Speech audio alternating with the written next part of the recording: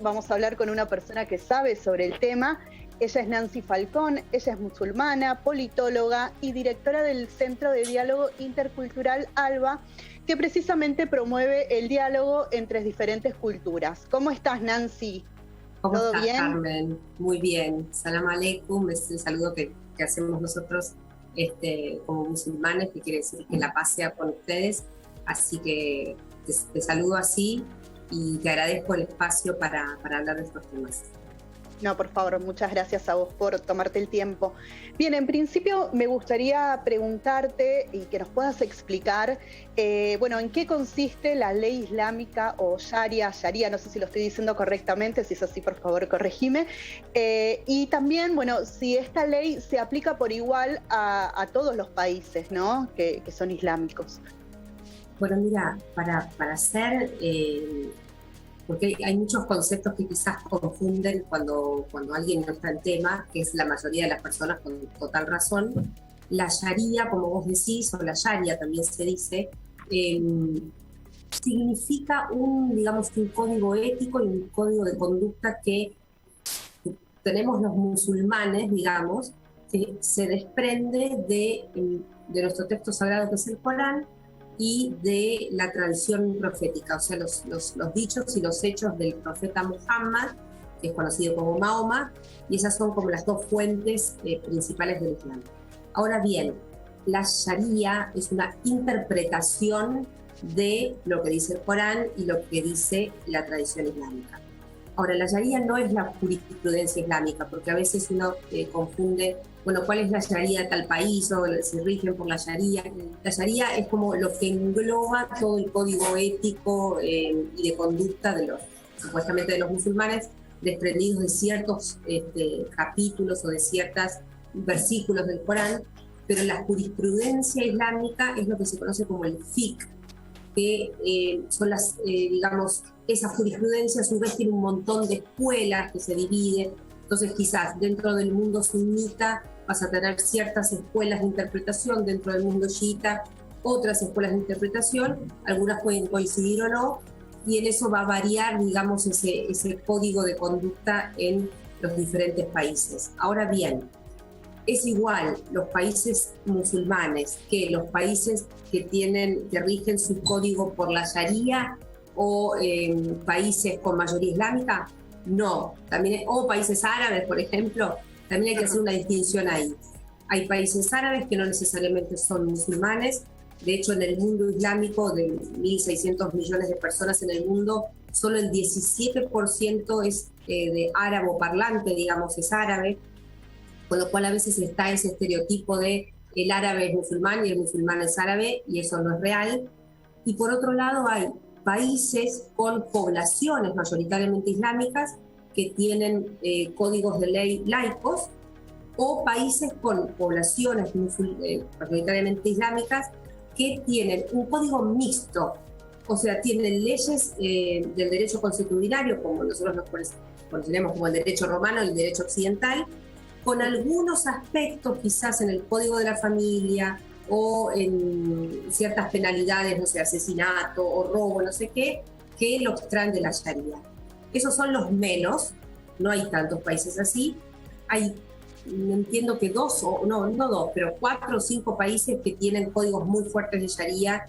Te puedo poner un ejemplo en Arabia Saudita, por ejemplo, que sí se rige su ley 90% por la interpretación del Corán que tiene la escuela wahabita, pero en su mayoría en los países del Magreb, que nosotros le llamamos al norte de África, por ejemplo, siempre va a haber un código mixto, y esto también es producto de la colonización, ¿no? Son países que han sido colonizados por potencias occidentales, y ellas también, tienen la ley de esos lugares, de Francia, de Inglaterra y demás, que quizás se mezcle con esto de ciertas interpretaciones.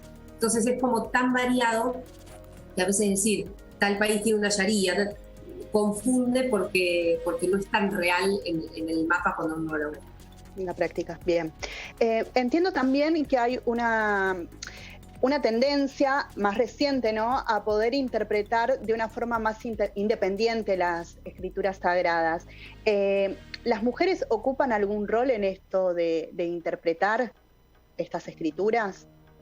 Mira, no porque nos hayan dado ese rol, sino porque creo que lo tomamos, pero sí, realmente, digamos, en términos mundiales, como todos sabemos, los feminismos o los movimientos de mujeres están siendo cada vez más fuertes. Y eso no es ajeno al mundo oriental o al mundo árabe por un lado o al mundo islámico por otro. Lo cierto es que los movimientos feministas islámicos se dan al mismo tiempo que nacen los feminismos occidentales, por diferentes razones, pero aproximadamente siglo XIX, o sea, no es algo de ahora. Pero lo que plantean estos movimientos, a diferencia, digamos, de los feminismos occidentales, como nosotros lo podemos conocer, es justamente lo que vos nombrás. Está en el centro del movimiento feminista islámico, está la necesidad de una reforma, la necesidad de un tafsir, le decimos nosotros en árabe, pero que quiere decir interpretación, de hacer una nueva interpretación del Corán, una nueva interpretación de todo el corpus digamos, de la sunna, que es la tradición profética, con una mirada de género, con una mirada femenina, con una mirada puesta en la igualdad entre el hombre y la mujer. Y en eso sí es central, digamos, el papel de la mujer. Ahora, ¿es algo que nos han dado? No, es algo que hemos luchado y que estamos todavía luchando para poder hacer, ¿no? Como todo, nadie te da el poder de hacer algo en la mano, sino que vos lo tenés que generar. Bien. ¿Podrías explicarnos un poco para, bueno, quienes no están o no estamos del todo familiarizados con la temática, el conflicto, digamos, y cómo ingresan y esta cuestión de los talibanes, y también si de alguna forma la intención, ¿no?, de este grupo es un ejercicio tal vez de la ley islámica un poco más severa, más ortodoxa, más fuerte, o si va por ámbitos separados? Sí, mira, el conflicto de Afganistán es muy complejo porque depende de en qué momento vos tomes la foto, vas a ver quiénes son los protagonistas y vas a tener una idea de quizás errónea de lo que pasa. Yo siempre digo, para todo conflicto, para todo proceso o para todo acontecimiento que uno quiere explicar, que hay que historizar, o sea, hay que poner en contexto y hay que hacer una historia de por qué se llegó a esto. Para resumirlo, porque sé que no estamos haciendo una clase de horas, los talibanes que hoy ves que están tomando el poder en Afganistán fueron los que alguna vez, o parte de ellos, fueron armados por Estados Unidos cuando los talibanes, que no se llamaban talibanes, que eran parte de grupos que se los conocía como mujahidines o guerreros afganos, luchaban contra Rusia, contra la ocupación rusa. No nos olvidemos que Afganistán en algún momento fue una república socialista, digamos, y en parte de la Guerra Fría el ejército estadounidense, como la Alianza del Norte y demás, pero en general era el ejército estadounidense, en esta guerra entre Estados Unidos y Rusia, lo que hizo fue armar a combatientes afganos que conocían bien el terreno, porque Afganistán es un país con una geografía muy particular, montañoso, donde si uno no conoce el terreno es muy difícil hacer, digamos, una guerra o ganar territorio, con lo cual yo creo que hasta en el día de hoy, si tenés un dron, un talibán o un afgano que conoce el lugar, va a saber mucho más de cómo luchar en el terreno que cualquier soldado de otro país. Bueno, los estadounidenses bien sabían esto, con lo cual armaron, entrenaron a estos mujahidines, que pertenecían a diferentes etnias, porque también Afganistán es un país multiétnico. Los talibanes, si uno los tiene que ubicar, están dentro de la etnia pastún. La etnia pastún se encuentra en el sureste, o sea, es particularmente en un lugar. Y bueno, justamente cuando los rusos se retiran, los talibanes tienen muchísima fuerza por todo lo que acabo de explicar y toman el poder desde el año 96 al 2001, y ya todos recordamos lo que pasó, aunque algunos sean chicos, seguramente si ponen si ponen talibanes en Google van a saber todas digamos, los abusos contra las mujeres, hasta han destruido patrimonios culturales como los budas que estaban ahí. Bueno, hicieron una serie de desastres terribles, no solo para los derechos humanos de las mujeres, sino para los musulmanes en general. Y bueno, luego ya todo lo que sabemos, intervención estadounidense nuevamente, pero si uno se fija, los talibanes nunca dejaron totalmente el poder, siempre estuvieron anclados dentro de sus zonas donde vivía su etnia, muchas veces apoyados por cierta población, ¿no? del sur de Afganistán y también de Pakistán, porque acá también hay que saber que el colonialismo separó estados como si yo les dijera cortando una torta. Pero cuando yo corto una torta tengo que saber que quizás hay una etnia que vive en la mitad una porción y mitad la otra porción. Exactamente, que es lo mismo si ustedes estudian o leen la historia africana, pasa exactamente lo mismo. Hay países africanos que están divididos, pero etnias enteras están en dos países diferentes. O tribus o etnias que históricamente se han peleado conviven en el mismo país. Entonces tenemos problemáticas actuales que se entienden, que no se pueden entender si no es estudiando el colonialismo y los estragos que ha hecho. Afganistán no es una excepción a esto, con lo cual Pakistán y Afganistán, los talibanes iban cambiando de país, se hicieron muy fuertes en Pakistán, volvieron con más fuerza cuando el ejército norteamericano se retira, y por supuesto ahora están en el poder y todos estamos expectantes a ver si van a ser tan malos como fueron anteriormente, o si con las redes sociales, con los movimientos que hay, si se puede haber un avance. No lo vamos a saber hasta dentro de poco. Yo intuyo que va a ser igual o peor, o si es un poco mejor, eso igual va a ir en detrimento de los derechos de las mujeres. Así que el escenario no es bueno para nada, pero vale la pena historizar la violencia, historizar cómo los talibanes llegan ahí, ¿no? Totalmente. Nancy, ¿tenés conocimiento de movimientos de resistencia que se estén llevando adelante, integrados, ¿no?, fundamentalmente por mujeres? Si podés mencionarnos algunos.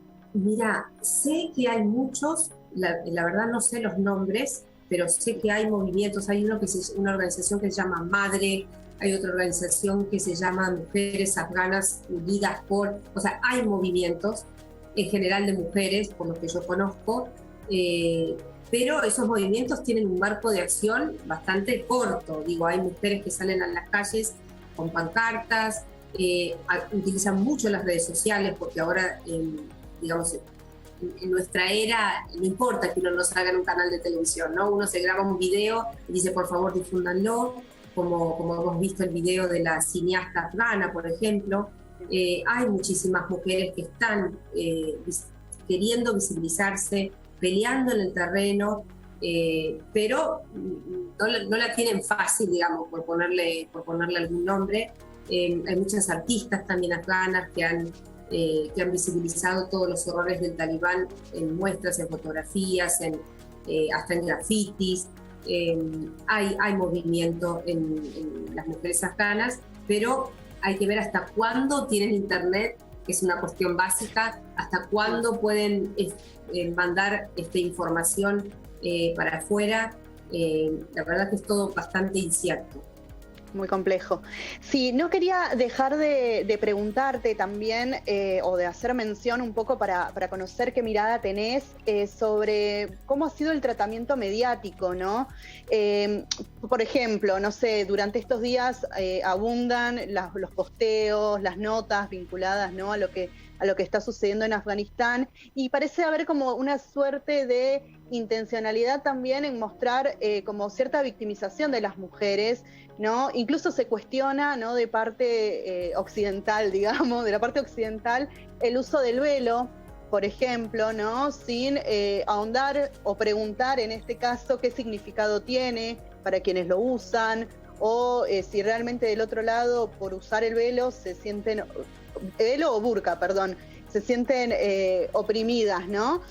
Me gustaría que puedas tal vez reflexionar, ¿no?, un poco sobre esta tendencia, ¿no?, de parte de algunos medios, o me animo a decir de parte de los feminismos, a mostrar como esta cuestión de, bueno, las mujeres afganas necesitan ser salvadas, ¿no? Que tanto se ha Sí, sí, hablado por sí, estos sí. días. Sí, estuvo dando vueltas esto de la lógica salvacionista desde parte de Sí, las feministas de Occidente, que me parece un buen término, esto de salvar, ¿no? No sé cuál es el origen del término, claro, pero sí que porque, está perdón que te bueno. interrumpa, porque pensaba que es como una forma también de invisibilizar a esas mujeres, ¿no? El hecho de sostener que necesitan ser salvadas, cuando Sí, en sí, realidad no es la sabemos. misma, mira Carmen, es la misma lógica colonial con la cual, la misma excusa del colonialismo para invadir los países islámicos. No Totalmente. se, mira, no se pueden explicar a sí mismos. Ellos necesitan ser explicados, porque están atrás, porque no está, en el tren del progreso en el que nosotros vamos por el vagón 1, ellos van por el vagón 10. Todavía no les llegó la revolución francesa, no tuvieron su momento de iluminación. Hay un montón de argumentos que ya lo sabemos, porque así trabajó el colonialismo, digamos, tenía que tener un discurso de colonialismo para invadir. No, invadimos, y nosotros también, ¿no? Invadimos a los indios, porque no, mira cómo viven, vamos a traerles una nueva religión, vamos a traerles una forma civilizada, una lógica civilizatoria. Y yo creo que en los feminismos occidentales, y tengo que hacer una crítica, es justamente quizás no de una forma consciente, pero sí persiste esa lógica colonial de decir, vamos a salvar a estas mujeres porque no se pueden salvar, porque no tienen voz. Esas mujeres tienen voz, hay que habilitárselas, pero la tienen. Esas mujeres necesitan la libertad de esto o necesitan ser libres de esta forma. Y creo que ahí se pierde, a veces sin intención, no sé la intención, pero se pierde el reconocimiento de la subjetividad del otro. La mujer afgana es una persona, tiene una voz, tiene una lógica, por supuesto diferente quizás a la nuestra, tiene una religión, o nosotros creemos que es una religión, el Islam es un modo de vida, nosotros entendemos lo religioso algo más asociado quizás a lo ritual o a lo ideológico. El Islam para muchísimos musulmanes es una forma de habitar el mundo. Sí, rezo, y también me relaciono con la naturaleza de una forma, y también me relaciono con el otro de otra, digamos, de una forma particular islámica. Entonces, excede el concepto de religión. Y aquello que es diferente, obviamente, es muy difícil de entender. Entonces, ¿qué es lo más fácil? Objetualizarlo, decirle, mira, tenés que venir por este camino, ¿no? Y en aras de eso, se termina estereotipando a la mujer, se termina teniendo la misma lógica talibana de otra forma. No le doy voz porque yo ya sé lo que hay que decir, porque yo lo digo en nombre de la mujer afgana, y el talibán hace lo mismo. Saquémosla del espacio público, tapemos su cara, tapemos su sujeto, no es un sujeto. Y desde una lógica feminista occidental yo entiendo que, no sé si con intención o no, pero termina en la misma lógica talibana. Entonces, digo, hay que salir de esto, hay que reconocer, habilitar la voz de la mujer afgana, reconocerla como persona diferente, con otra forma de pensar en el mundo, pero habilitarle su voz, porque creo que amerita hacerlo, que ya es momento que lo hagamos, y es momento que nos decolonicemos nosotros mismos, decolonicemos nuestro lenguaje y nuestro pensamiento. Y empecemos como mujeres también a unirnos. No importa de qué lugar sos, somos mujeres y todas atravesamos diferentes luchas. Creo que tenemos que estar juntas en esto. Bien. Nancy, por último, ¿podrías recomendarnos algún material bibliográfico para quienes estén interesados en ahondar sobre estas temáticas? Uy, tengo un montón. La verdad que sí, en realidad yo me especializo no en Afganistán, sino mucho más en todo lo que tiene que ver con el Islam, con la teología, con la forma de expresión del Islam en diferentes sociedades. Y hay muchísima bibliografía, a veces no hay mucho en español, quizás uno podría, en inglés puede ser, bueno, en árabe también, por supuesto. Yo me guío mucho por una editorial que se llama Editorial Belaterra, que es una editorial española, que es de lo mejor que hay en español sobre Islam, sobre todo. y sobre el mundo árabe y sobre el mundo no árabe también, que es islámico. Y esa editorial justamente tiene un montón de títulos con autores muy reconocidos.